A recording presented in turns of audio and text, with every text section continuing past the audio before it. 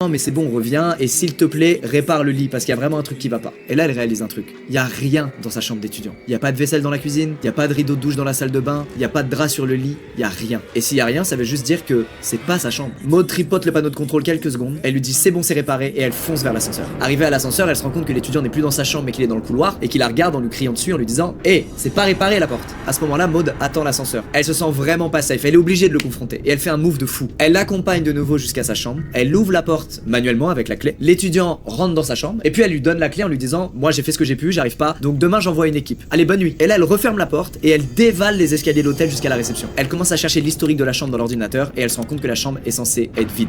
Il y a pas d'étudiant actuellement dans cette chambre. Maud elle appelle donc directement la sécu en leur disant les gars j'ai un blême, venez vite. Et à peine elle raccroche, qui se pointe? Le soi-disant étudiant. Et là le mec fait un truc trop bizarre. Il déchire le coin d'un morceau de papier qu'il y avait sur le bureau et dessus il dessine une fleur.